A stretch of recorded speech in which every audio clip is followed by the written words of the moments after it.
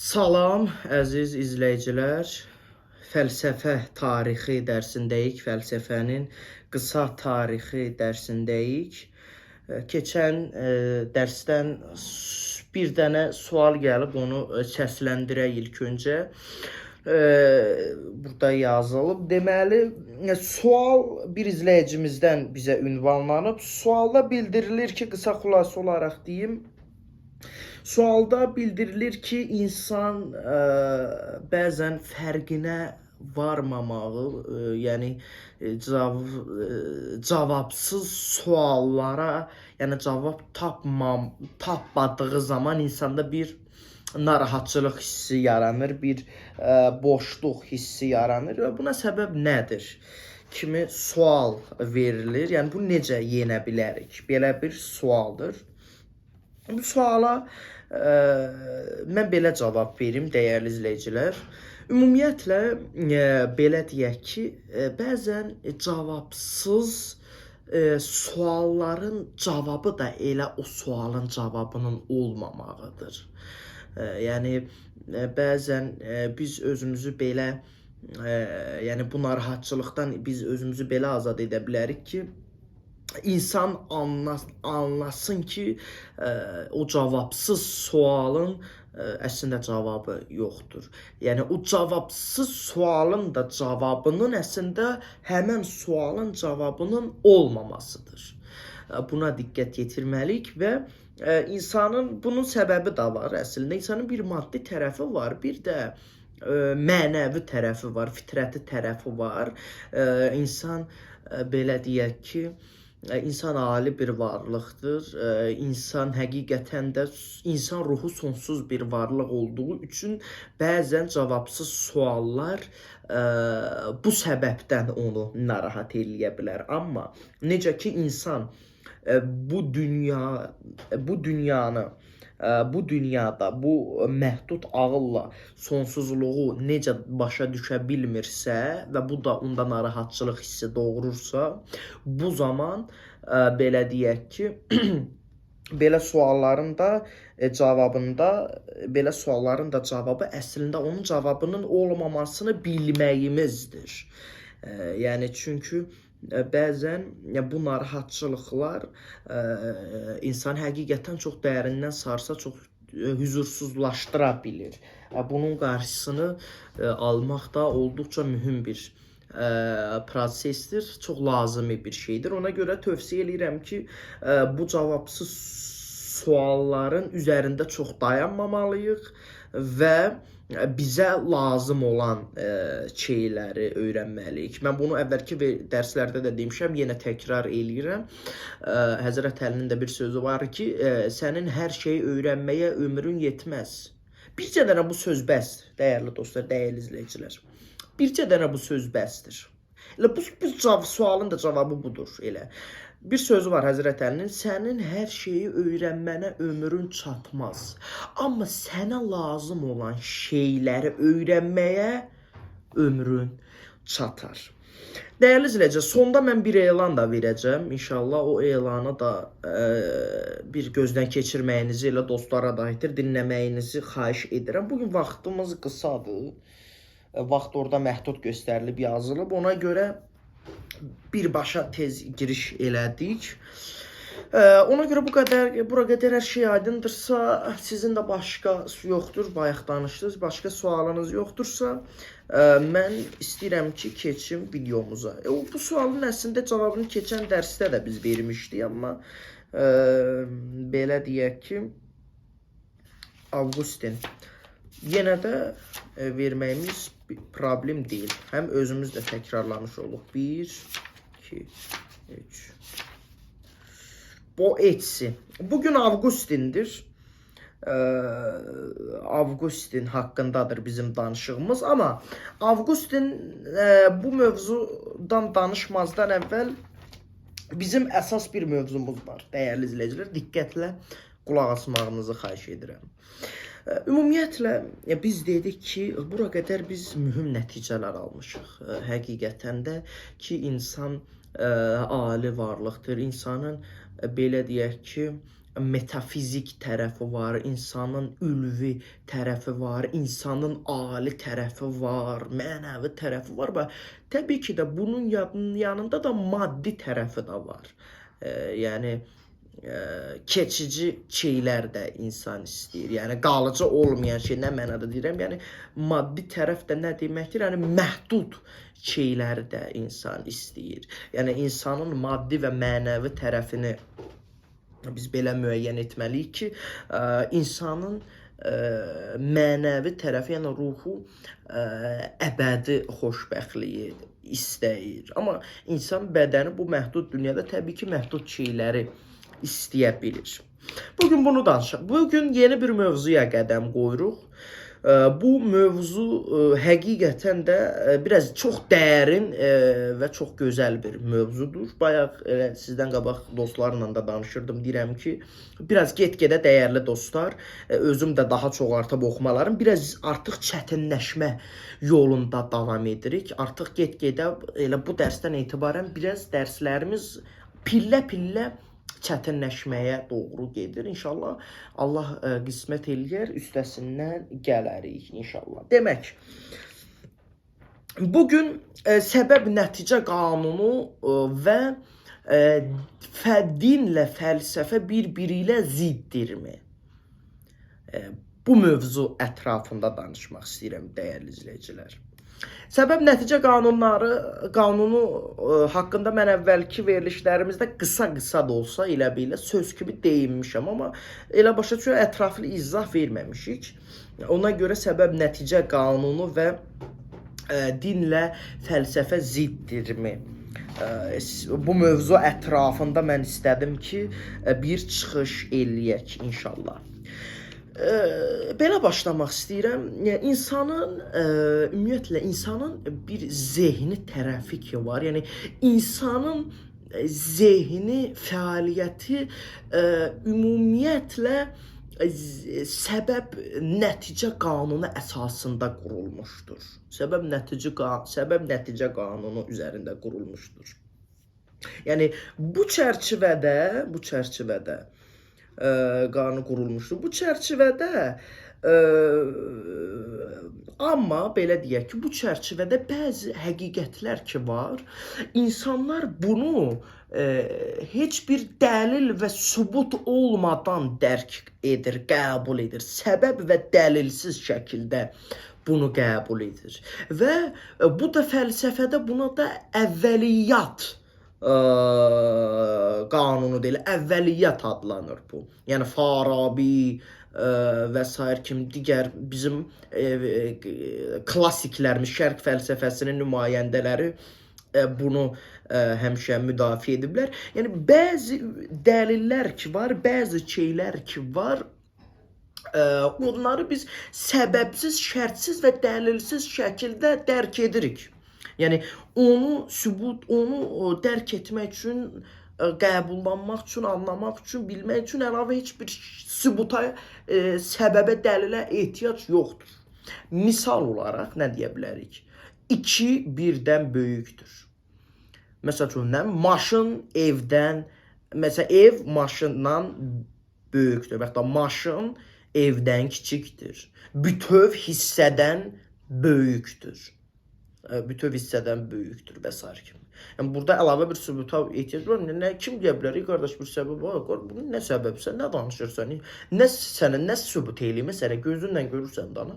Yəni, bunlar əvvəliyyat qanunu adlanır bu. Bugünkü dərsimiz, dəyərli izləyicilər, başdan deyim, biraz belə deyək ki, qısa olacaq, qısa deyinəcəm. Biraz da ola bilər ki, sürətli danışıram. Vaxt bugün az verildi. O da nəyə görə? Qoy bəri başdan deyim. Biraz texniki problemlərə görə. Elə sağ olsun dostlar, ümumiyyətlə nəsə alınmırdı. Bilmirəm niyə çəkilir. Ona görə ki, texniki problemlərə görə bugün çox dərinlikli keçə bilməyəcəyik. Bu əvvəliyyat adlanır dedik. Amma bura qədər hər şey aydındır. Lakin bütün biliklər də bu qəbildən deyil. Yəni hamısı buna aid deyil. İnsan bir müddəa Yəni bu iddia deməkdir. İnsan bir müddəa, yəni bir iddia irəli sürülsə, o iddianın doğruluğunu isbat edəcək bir səbəbi, bir dəlil verməsi lazımdır. Yəni insan bir iddia irəli sürərsə, onu doğrulayacaq bir səbəb təqdim etməlidir. Yəni burada sübuta ehtiyac var. Yəni misal üçün filan kəs yaxşı adam deyil, pis adamdır. Niyə?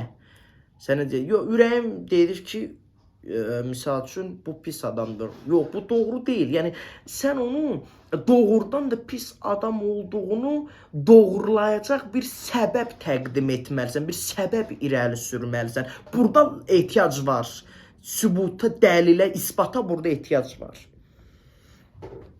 Yəni təkcə iddia kifayət etmir. İddiayı doğru edən bir əsaslandırma lazımdır. Və məhz buna da səbəb-nəticə qanunu deyirlər. Lori dildə deyə, məsəl üçün, sən bir iddia edirsən, bir şeyin tərəfini tutursan, tərəfinin tutduğun şeyin doğru olduğunu isbatlandıracaq bir dəlil təqdim etməlisən. Ki, yəni qarşındakini inandırmasan ki, mən deyən düzdür. Və bunun nəticəsində də nəticə alınacaq. İddianı, müddəanı ortaya atırsansa, onun qəblində, onun belə deyək ki, nəticəsində bir isbat irəli sürməlisən. Baxın, buna deyirlər səbəb-nəticə qanunu. İndi gələn dərs bu dərsində biraz açıq dərs kimi, yəni qısa şey eləyəcək. Danışıq, cover lesson deyirlər, qısa bir danışıq dərsi kimi eləyəcək. Gələn dərsdə mən ətraflı girib danışacağam. Deməli, belə deyək ki, buradan da nə nəticə çıxardıq? Səbəb olmadan nəticə, əsas olmadan doğru hökm mümkün deyildir. Yəni səbəbi olmadan birbaşa nəticəyə gəlmək olmur. Bu olmayan şeydir. Bu çox önəmli və lazımi bir şeydir. Yəni bu çərçivədə, bura qədər hər şey aydındırsa, bu çərçivədə, dəyərli dostlar, bu çərçivədə hikmət, yəni fəlsəfə iki kateqoriyaya bölünür, iki yerə bölünür. Nəzəri hikmət və praktiki hikmət. Praktik hikmət. Bu İbn Sina'nın fəlsəfəsidir. Biz getdik, çıxdıq İbn Sina fəlsəfəsinə. O da Şərqdə 980-1037-ci illər arasında yaşamış, 57 yaşında vəfat etmiş.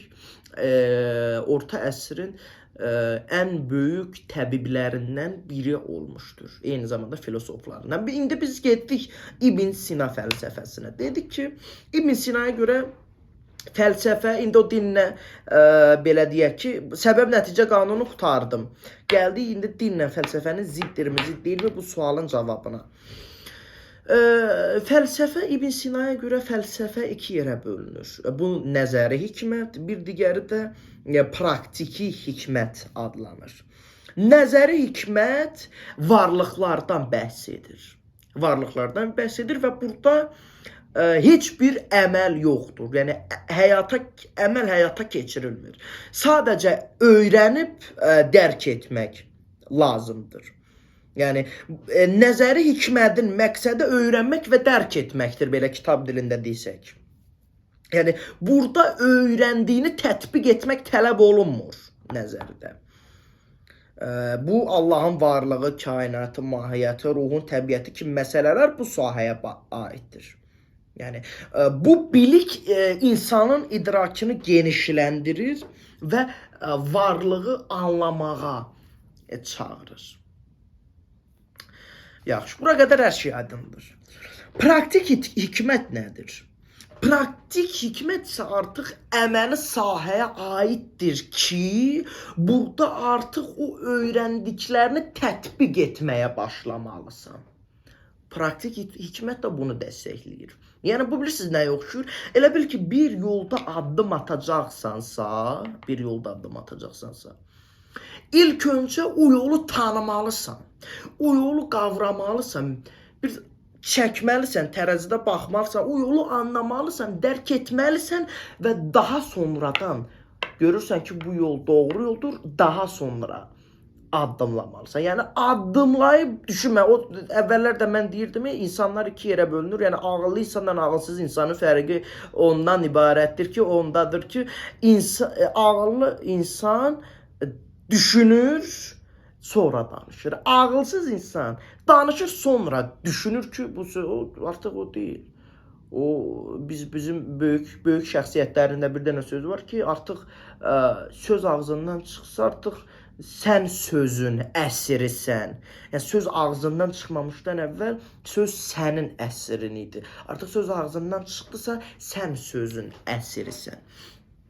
Yəni praktiki hikmət əməli sahəyə aid olan hikmətə deyilir. Yəni bu hikmət növündə həm bilmək, həm də bildiyini həyata keçirmək tələb olunur. Yəni əxlaq, davranış, nəfsin tərbiyəsi və düzgün yaşayış forması praktik hikmətin mövzularından biridir, dəyərli izləyicilər. Yəni bu nəyə görə deyirəm? Yəni bu praktik hikmət, yəni bu praktik fəlsəfə rasional biliklərdən istifadə edərək insanın əməlini düzəltməsi və onu kamilləşdirməsinə kömək eləyir. Kamilləşdirməsini hədəfləyir. Yəni bütün buradan bizim çıxardığımız nəticə odur ki, həm nəzəri, həm də praktik hikmətin ortaq məqsədi insan nəfsini kamilləşdirməkdir. Budur. İlk öncə idrakını genişləndirirsən, daha sonra o öyrəndiyini əmələ çevirib tətbiq etməyə başlayırsan. Bura qədər hər şey aydındır. Yəni və bunun nəticəsində deməli həqiqi xoşbəxtliyi təmin etməkdir. Yəni ümumiyyətlə İbn Sina deyir ki, belə deyir ki, fəlsəfə əslində Allahı tanımaqdır. Fəlsəfənin hədəfi insanın həqiqi xoşbəxtliyini təmin etməsi və Allahı tanımasıdır, deyir. Bunu öyrənir. Və o Allahla bağlı olan məlumatları da ali bilik hesab etmişdir. Ali bilik kateqoriyasına əlavə etmişdir. İbn Sina və bunun nəticəsində İbn Sina qeyd edir ki, insan həm nəzəri hikmət, həm də praktiki hikməti doğru şəkildə, paralel şəkildə istifadə edərsə, bu onun nəfsinin kamilləşdirməsinə və onun həqiqi xoşbəxtliyə çatmasında böyük yardımcı olar. Yəni belə deyək ki, böyük fayda əldə etmiş olar.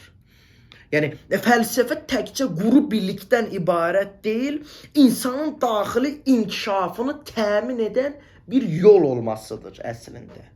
Bu çox önəmlidir. Deməli, bura qədər hər şey aydındır. Amma İbn Sina göstərir ki, bu bölgü yalnız fəlsəfəyə aid deyil, dinə də aiddir.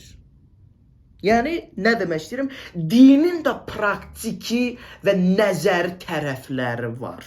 O, İbn Sinanın Ən-Nicat əsərində filosof bildirir ki, peyğəmbərlərin gətirdiyi din ilk növbədə insanlara Allahı mövcudluğunu öyrətməyi tələb edir və bu biliklər ən üstün, bayaq da dediyim kimi, ən ali biliklər hesab olunur.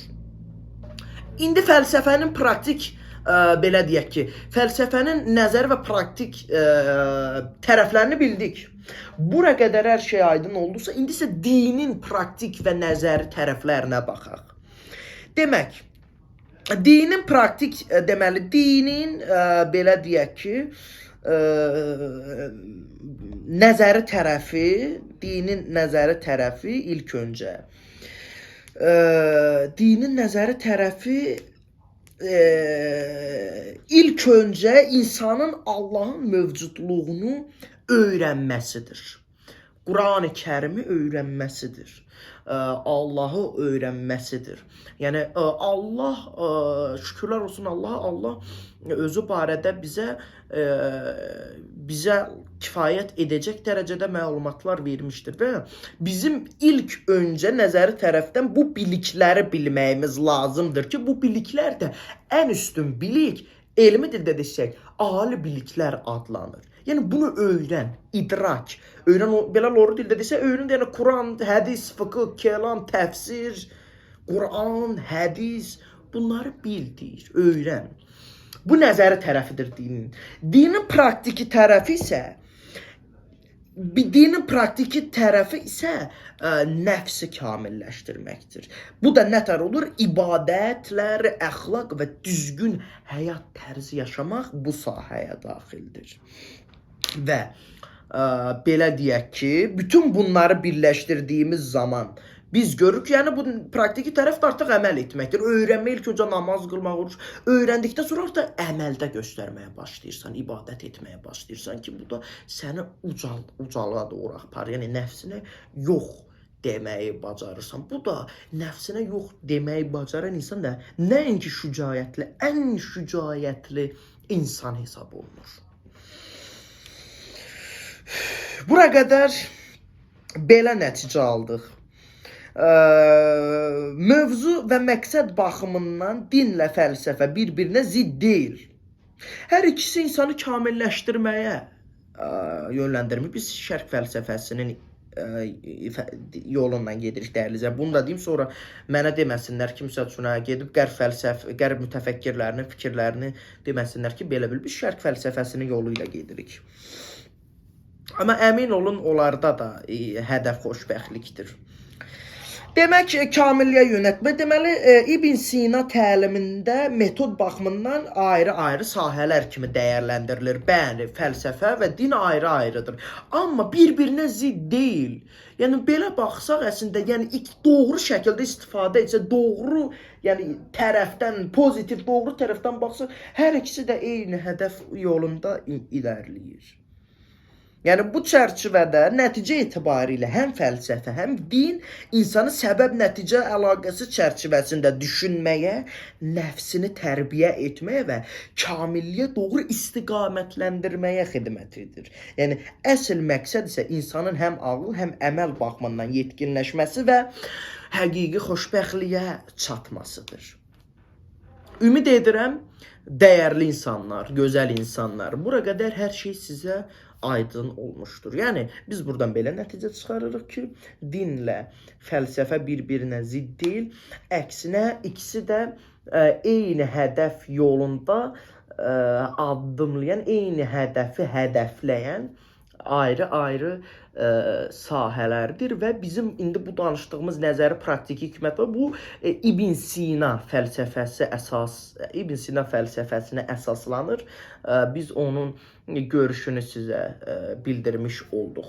Vaxtım azdır. Bayaq da dediyim kimi, onu gözləyirsiz, biraz sürətli danışıram, dəyərli izləyiciler. İnşallah ümid edirəm başa düşərsiniz da valla. Mən də biraz ondan narahatam ki, tez-tez danışdım, görəm başa düşüldü mü ki, inşallah başa düşülmüşdür. Nəyə görə deyirəm? Ən çox da mən nə rahatlaşdırır? Sürətli danışmağım, sürətli belə danışsam, sizə mən elə başa düşürəm ki, dəyərli izləyicilər, sizə aiddir. Hər şey sizə aydın olacaq. Niyə? Çünki sizin əvvəldən bazanız var axı. Əvvəldən bazanızın olduğu üçün artıq sizə çətin gəlməyəcək. Anlayacaqsınız, narahat olmayın. Qeyd elədikcə anlayacaqsınız, amma İlk izləyicilərdən xahişim odur ki, birinci dərsdən başlayır. Amma ilk dəfə heç belə anlayışı olmayan, ilk dəfə açan adamı bəli, deyə bilər bu nə danışır. Ona görə. Demək, buna da sürətli şəkildə deyinək, ondan sonra davam edək. İplərimiz kimin əlindədir? Bugünkü əsas dərsimiz Epikür. Dəyərli izləyicilər, hamısını oxumayacağım. Fəlsəfənin rahatlığı bu etsi, gələcək dərsin belə deyək ki, mövzusudur. Demək, Avqustin ümumiyyətlə ömrü boyu axtaran bir şəxs olmuşdur. Yəni, bəzi cavabsız suallar onu hər zaman narahat etmişdir. Yəni, onun verdiyi cavab hələ də onun, məsəl üçün, verdiyi cavablar hələ də əslində onun o cavabını tapa bilmədiyi bir yöndən deyək də, verdiyi suallara cavabı hələ də bəzi şəxslərdə mübahisələr doğurur. Və belə deyək ki, bunu da qeyd eləyim ki, Avqustin ümumiyyətlə uşaq vaxtlarından sonra artıq yetkinlik dövründə xristianlığı seçir və xristianlığı seçdikdən sonra o artıq başlayır 100-dən çox əsərlər yazmağa.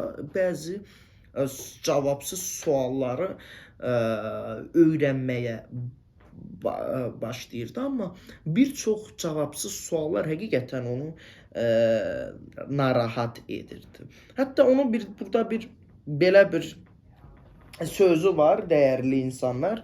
Onu istəyirəm oxuyam. Deyir ki, qurbanını öldürmək üzrə olan bir qatil təsəvvürü. Bugün dəyərli dostlar, üzündən oxumayacağam. Ya vaxt az üzündən oxusam çox olar. Əsas siz oxuyun, ona görə demişdim kitabı alın. Çünki axırda elan zat verməliyəm, ona görə vaxtımız olduqca azdır həqiqətən. Nə qalıb ki, mən 9-10 dəqiqə yekunlaşmalıyam. Deməli, amma bunu oxuyun. Qurbanını öldürmək üzrə olan bir qatil təsəvvür edin.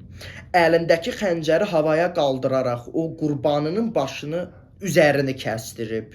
Həqiqi şeytanı bir əməl, o qurbanın başının üzərini kəsdirib. Həqiqi şeytanı bir əməl baş vermək üzərədir. Biz Allahın bu əməlin qarşısına almağa qadir olduğunu. Bir də indi yadıma düşür. Bunun belə deyək ki, narahat edən suallardan biri də Avqustini.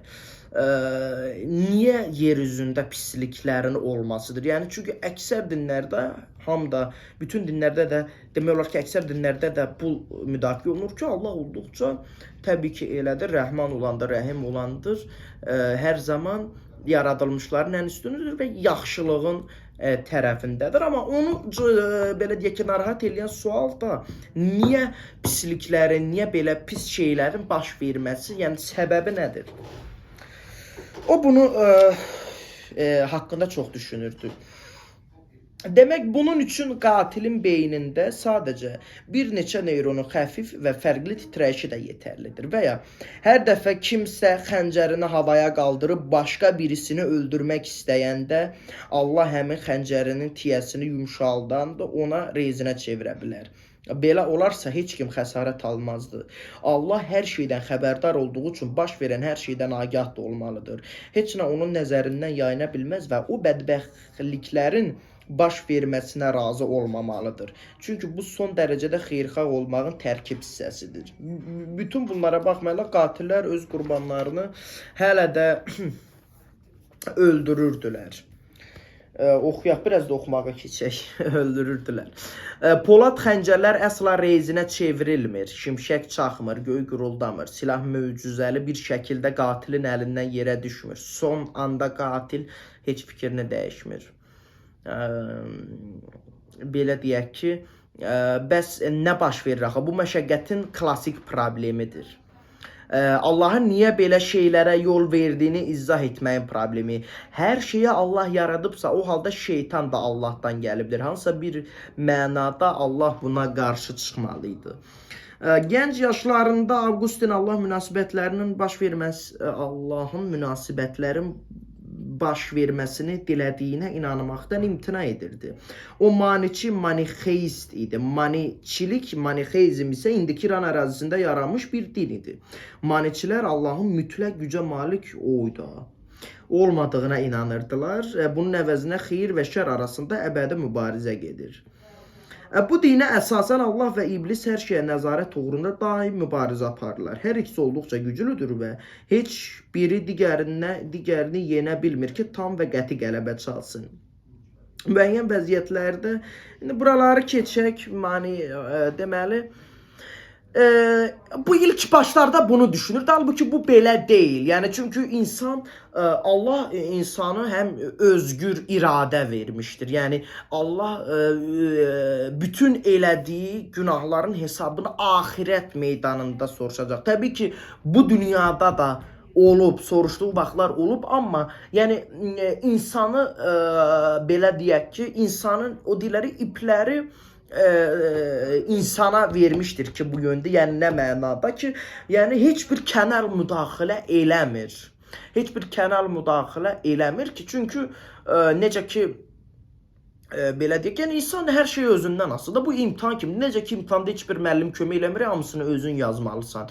Onun kimi, yəni hər şey sənin əlindədir. İndi deyir da, indi belə dində də var. İndi nə edirsən elə? Nə edirsən elə?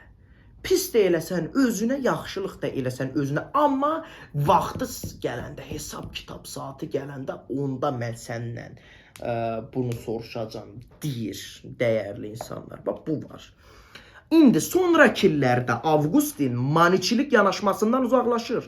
Xeyir və şərin mübarizəsinin nə üçün heç zaman bitmədiyini və əbədi getdiyini də anlaya bilmirdi. Nə üçün Allah bu mübarizədə qalib gəlmirdi heç? Şübhəsiz ki, xeyir qüvvələr şər qüvvələrdən daha güclü idi. Xristianlar şər qüvvələrin müəyyən gücə malik olduğunu qəbul etsələr də, bu qüvvələr Allah qədər güclü ola bilməzdi axı. Yəni, bütün bunlar belə gəldi. İndi bax, belə deyək ki, indi mən deyən yerə gəldikmi? Dəyərli dostum, mən deyən yerə gəldik. Bax, Allah bizə azad seçim hüququ verib. Misal üçün, növbəti cümləni oxuyub oxunmayacağınıza siz özünüz qərar verirsiniz. Bu sizin seçiminizdir. Əgər kimsə sizi oxumağa məcbur etmirsə, deməli istədiyiniz zaman bu işi dayandıra bilərsiniz. Avqustin azad seçimin olmasını yaxşı hal sayırdı. Çünki bu bizə mənəvi dəyərlərə uyğun hərəkət etmək imkanı verirdi. Biz yaxşı olmağa qərar veririk. Avqustinə görə isə yaxşı olmaq Allahın əmrlərinə riayət etmək, Tövratın göstərişlərinə və İsa Məsihin qonşunu sev çağırışına əməl etməkdir. Yəni, əslində, bütün bizim bu dərsimizin xülasəsi budur ki, yəni bizim bu danışığımızın. Allah insanlara azad seçim hüququ bəxş etmişdir, dəyərli izləyicilər. Və yaxşılıq da eləsə, pislik də eləsə özünə. Bu azad seçim olduğuna görə insan azad şəkildə öz qərarlarını verə bilib, öyrənə bilir. Yəni, sırf Allah bizi mənəvi tərəfdən yaratsaydı, sırf özünə, onda bizim bildiniz mən nə deməksə, onda biz mələk olardıq ki, mələkdən fərqimiz qalmazdı. Ona görə bizim nəfsani tərəfimiz də var. O imtahanda kimi öz mübarizənlə keçməlisən o imtahanlar. Bu da onun kimi. Sənə azad seçim hüququ bəxş etmişəm. Artıq nəyə görə sənə ali varlıq deyirəm? Bax, indi göstər ali varlığın, doğru yolu seç və o yolda addımla, vaxtı gələndə mükafatını mən sənə təqdim edəcəm. Budur, dəyərli izləyicilər, budur. Yəni, bizim bu Avqustin dərsinin xülasəsi budur. Qısa konkret qutarıram. Budur. Beləliklə, deməli, Allah bütün pisliklərin qarşısını alacaq qədər qüdrətli olsa da, yer üzündəki şər əməllərin baisi Allah deyildir. Mənəvi pisliklər bizim seçimlərimizin nəticəsidir. Avqustin bunu həmçinin Adəm və Həvvanın seçimin bir nəticəsi olduğuna inanırdı. O dövrün bütün dindarları kimi, Avqustin də bütün məşəqqətlərin Tövratda təfsir edildiyi kimi cənnətdə baş verən hadisədən də başlanıldığını əsas götürür. Yəni, qısacası, belə deyək ki, bizim burada bilməyimiz odur ki, məhz ilkin günah bizim digər günahlara da meyil göstərməməyimizə şərait yaradır. Müasir oxucular üçün başqa birisinin törətdiyi günaha görə hamımızın cəzalandırması fikrini qəbul etmək çətindir. Bu ədalətli görünmür. Lakin şər əməllərin bizim azad seçim imkanımızın nəticəsi olması və onun Allahla əlaqəli olması, deməli, əlaqəli olması kimi belə əlaqəli olmaması fikri ilə çox adam hesablaşır. Çünki bu onların Allahın hər şeyi bilən və hər şeyə qadir bir varlıq olmasına inanmalarına imkan yaradır. belə deyək ki, orta əsrlərin ən məşhur yazıçılarından biri sayılan Boetsi də məhz belə bir Allah inanırdı. Lakin azad seçimlə bağlı o fərqli bir düşüncəyə malik idi. Əgər Allah bizim nə edəcəyimizi artıq bilirsə, biz necə seçim edə bilərik? Boetsi, fəlsəfənin rahatlığı 7-ci dərsimiz, gələcək dərsimizin mövzusu. Bu dərsimiz Avqustin dərsi ilə çətin deyildi. Bu sizin üçün rahat dərs oldu. Dəyərli izləyicilər, Boetsi də artıq belə deyək ki, biraz ağırlıq olacaq Boetsidə. Avqustin ondan 8-ci dərsdə 11-ci dərs René Descartes artıq. René Descartes-a az qaldı 11-ci dərsdə. Aha. Avqustin dərsi çətin deyildi, dəyərli izləyicilər. Elə ona görə mən belə deyirəm. Yəni, hər kəsin öz azad seçim hüququ var və bütün hesablar axirətdə olacaq. Yəni, təbii ki, də Allah lazım olanda müdaxilə eləyir. Amma yəni, bu hər zaman edəcəyinə, təbii ki, Allahın bütün bu pislikləri bir anda aradan götürəcək qüdrəti var, amma özü bunu etmir. Niyə ki? Çünki bizim ali varlığıq, bu ağlı bizə niyə verir, bu şuuru bizə niyə verir? Bizim düşünüb, bizim azad seçim ilə, yaxşı ilə fikri ayrı edib, həqiqi yolda addımlamağımızı istəyir. Yəni, insan azaddır. Bugünkü dərsimiz buydu. Dəyərli izləyicilər, vaxt az qaldı. Gələcək, inşallah, elmin qısa tarixi dərslərimiz başlayacaq. Elan bunu verim. Elmin qısa tarixi dərsləri ayın 18-dən etibarən başlayacaq, dostlar. İzləyicilərimiz, onlar izləyəcəklər, sizə də aiddir. Ona əlavə olaraq, ona da gəlib qoşulub, izləmək istəyən, öyrənmək istəyən varsa gələ bilər. Problem yoxdur, onu da öyrənə bilər. Dəyərli izləyicilərimiz, elmin qısa tarixi dərslərimiz də fevralın 18-dən etibarən başlayacaq.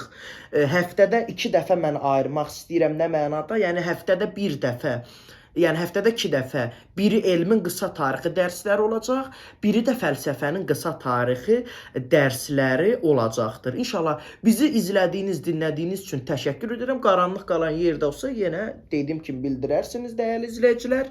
Bu dərsimiz belə oldu. İnşallah gələcək dərsimizdə bu texniki problemlər aradan qaldırılaraq inşallah daha ətraflı və geniş şəkildə məlumat verərək, amma hər şey aydın oldu mənə elə gəlir. Təşəkkür edirik, dəyərli dostlar. İnşallah bizi izlədiyiniz, dinlədiyiniz üçün təşəkkür edirik. Gələcək dərslərimizdə görüşənə qədər sağ olun, var olun, özünüzə yaxşı baxın. Təşəkkürlər.